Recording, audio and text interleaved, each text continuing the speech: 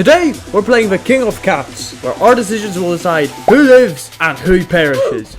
Val Fortunato thought this might be the worst chowder he's tasted in his life. He sounds Italian, I'm sure they have good clam chowder there, and sips his beer and waits. 30 minutes and another beer and a half pass before the contact finally arrives. Sorry about that, I had to take a few quick calls. The seller brushed his rain off his clothes and sits at the stool directly across from Val. No problem. You want some dinner? Something to drink? Sure, why not? I drove 2.5 hours to come here. I could use a bite and a beer. I think that was a rhetorical question, but okay. They call over the waiter and he takes their orders. The man orders 2 beers and asks for a rare steak and a side of baked potatoes. And you, sir? How's the chowder? It's the worst thing I've tasted in my life. Well, at least he's honest. Can't take that away from him. The waiter is taken aback by how plainly Val tells him this. I want something else. Let me get... I get to choose. Well, we don't want to get the same thing because that's what pilots aren't meant to do on airplanes, in case one of them gets food poisoning, so we're not doing that. Some bread and butter, that's the idea. After waiter leaves, the 2 men wait in silence for a moment. So, I hear you're in the market for cats. Oh yes, I love cats. That's right. I also hear any old zoo cat won't do. No, we need to have the best. I don't know why we need a cat. It has to be a special cat. The man folds his hands on the table and smiles. I have something that will make your partners very happy. These cats are really something else. I got them out of a San Diego zoo just in time. Didn't we just say we don't want zoo cats? Is my still dumb? Another few hours and we wouldn't be having this conversation. Jesus, that bad? Yep, 2 old litters of them. Even the damn cubs. Wait, what did you do with the cubs? Did you murder them? Naturally, if you take them all, I'll cut you a nice discount. Oh, he took the cats. Naturally. So what do you say? You want the whole lot? The waiter arrives again with their food and drinks. He lays out with steak, potatoes, and 2 beers in front of the cellar, then puts down Val's bread. You gentlemen enjoy. The men stay silent until the waiter walks out of earshot. So, how's that bread? It's stale. Can they do anything correctly in this bloody restaurant? Chowder sucks, bread stale, but what the hell? It's free. It is? That changes the whole situation. It's free bread, I'm not going to complain. Even if it's stale. He sticks a piece in his mouth and crunches away delightfully. Not bad, if I'm being honest. There we go. That's the spirit. Val pulls a checkbook out of his pocket and lays it on the table. Let's discuss these cats. You got a pen? Oh, now we're in the bedroom. When Val arrives back at his hotel room, he goes straight to the phone to call his longtime friend and business partner, David Kemp, Doctor of Wildlife Biology. The man on the phone speaks with a gruff and short tone. Hello? David, it's me. I met the seller. The deal seems legit. How many cats did you buy? About a dozen. Mostly cubs. Why do we need a dozen cats? What are we doing? I understand a dozen eggs. You can make a cake with a cat. What I'm doing? Making a fur coat or something? Cruella de Vil style? From what I understand, that'll teach for cubs. So we're just gonna put the whole litter down. Jesus, even the cubs. Most people are the real animals. What a novel sentiment. Somebody should make a movie about the idea. Hey, I'm serious. How can you live with yourself after murdering a baby animal? I don't know. The tigers aren't really our friends. It's like killing a snake. We never liked snakes. Snakes were our natural predators. Come on, it's a tiger. Alright, Dave, I got you. I'm just busting your balls. Yeah, I love to do a bit of ball busting. Friends or not friends? Yeah, I love that. I know. Are you making arrangements with our longshoremen? Yeah, I'm on it, Dave. Is everything lined up in Tijuana? Where the hell is Tijuana? Where are we going? Naturally, one of my former colleagues pointed me to a gentleman by the name of, well, I don't remember. Something Spanish in any case. Well, that's going to be easy in Spain. You sir. Jesus? Yeah, that's our man. No, that's just the local taco seller. Damn it. He wants as many cats as he can get. Excellent. I'll call you when we're about to leave port. No, call me as soon as you set things up. Okay, David. No need to get angry here. We'll do it. Fine. I want to come along. Okay. On the ship? You've got to be shitting me. That's gonna look suspicious as hell. I don't care. Why? He's just a man. What's wrong with a man? There's a major investment, and I want to see it through. I'm also bringing along a friend. His name is Lindsay. Another person? David, how are we going to smuggle you on? I think we'll get along with him. He's a no-nonsense kind of guy. If you say so, Dave. I also bring Joey along. David, for crying out loud. What is this? Buy one, get free? I don't want your friends. It's hard enough with you. What the hell for? If we get in trouble with any local authorities, he'll come in real handy. He'll take the fall. He's got connections to California. He'll use them to put out any fires, so to speak. Okay, he's useful. Alright, I'll call you as soon as we have a shipping date. I'll see you then. October 18th, 1992. On board the cargo ship USS Black Grove. The cargo ship left port 4 hours ago. The sun is setting in the red evening sky. Where are we? In the kitchen? The bar? Dining room? The Black Grove is driving south towards Tijuana, Mexico. It's a ship. It's sailing, not driving. But okay then. Val enters the commons and scans the room. He spots 2 men he recognizes, plus some members of a ship's crew. Ray Lindsay is the muscle man that Dr. Kemp hired. Bald with a black mustache. He's a fit man with a pair of khaki shorts and sandals contrasting his leather jacket, and a penis to match. Oh wait, that's not fair. Never mind.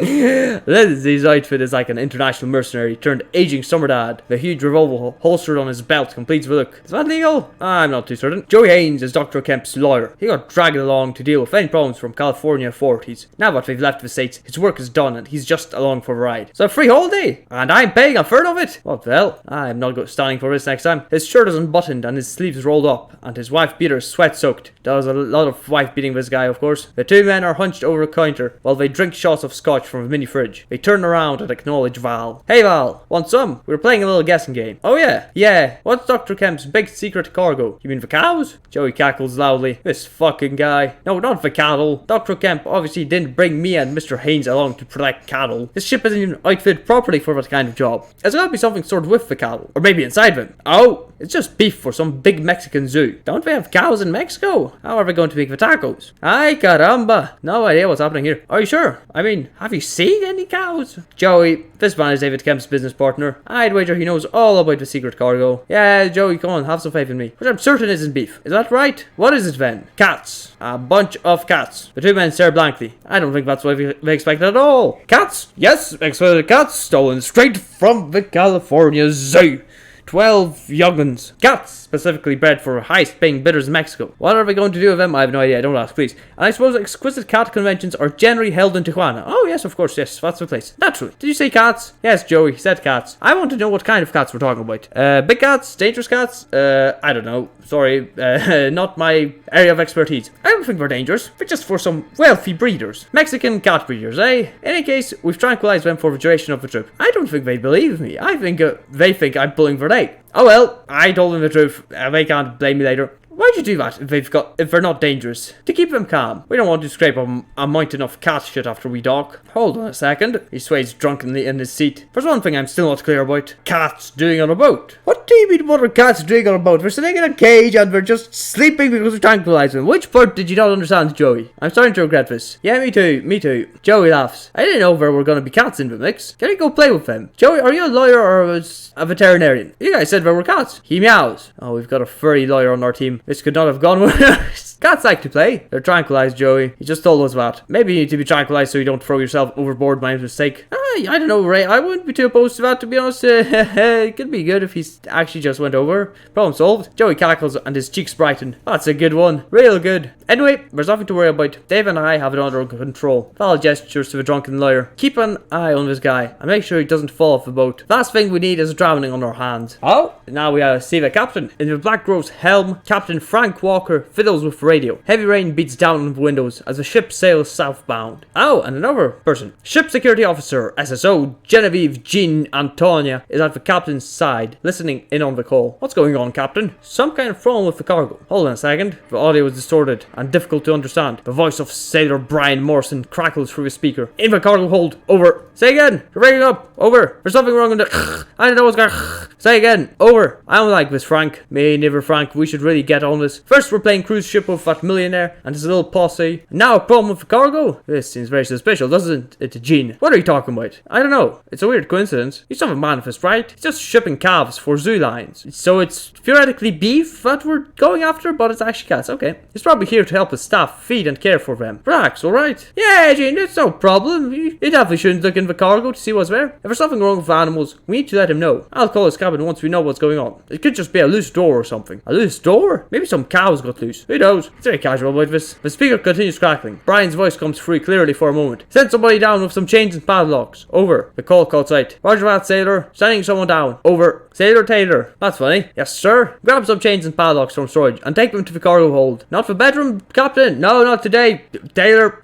Taylor. And be quick about it. Yes, sir. The seaman marches away dutifully. Sailor Morrison, this is Captain Walker. I'm sending Taylor down to help you out. Over. Nothing comes through the speaker but static. Oh, no. I think he might be dead. I think that might be it for this guy. Oh, well. Brian, do you read me? Over. More static. Brian is a goner. We should light a candle for him, and that's about it. Gene gives him a grave stare. I'm going down there after him. Okay, Gene's gone as well. Fantastic. We're losing crew. We're just going to crash like the Titanic. What for? If something's wrong, we'll hear about it any minute now. The safety of the cargo is my responsibility. I'm going down there. Excuse me, Captain. She storms out of the helm and hurries after Sailor Morrison. He's joined by second mate Florian Cruz. Hey, Cap. What's all that about? Gene's worried about a millionaire's cows. I think that's a pretty good enough worry to have. If he's paying our salaries, I think it's quite okay. What for? Oh, we're locked and loaded with combat shotguns. We don't need to worry about a bunch of illiterate pirates. No, it's not pirates she's worried about. At what? I don't know. Something about the millionaire and has cows. Always the damn cows proving to be problematic. Moo,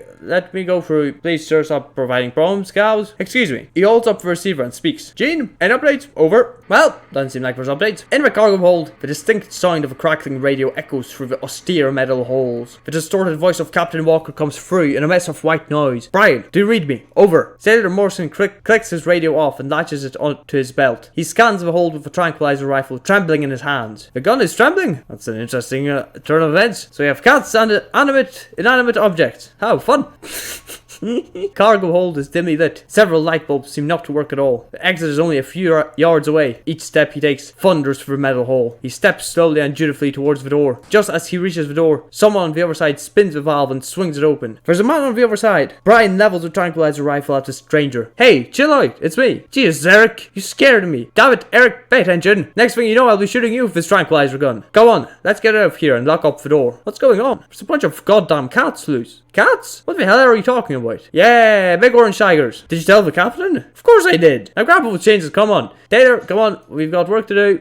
None of his dilly-dallying is useful. They exit the cargo hold and push the heavy metal door shut and stand in the downpour. Taylor holds up the chains like they're a pile of slimy worms slicked in rain. Come on, man. Don't you know how to seal a door? Give me the goddamn thing. Eric haphazardly dumps the chains into Brian's hands. Brian lifts the heavy chains and heaves them over a valve. The valve twists and the door creaks open and slides ajar under the weight of the chains. Shit! Push that fucking thing shut. Well, Brian, you're quite as useless as Taylor, so, good job. The door flings open and smacks into Morrison, sending him stumbling backwards. He points the tranquilizer rifle in the general direction of the door and fires. The dart clangs against the bulkhead. Huh? What are we looking at? There's nothing visible in the shadows beyond the open door, cracking in the rain. Something growls from inside. It's the cows. Cows love to growl, of course. Oh shit. Brian racks the bolt of a tranquilizer rifle and fishes around his pockets for another dart. Shoot the damn thing, man. Shut up and let me. A tiger lunges out of the shadows without a sound. It moves with impossible speed. Oh no! It grabs Eric and tackles him to the deck. The big cat locks its snarling jaws around his throat and clams down. Wait a minute, this is all good. His neck breaks. What? So quickly that he doesn't have time to scream. No,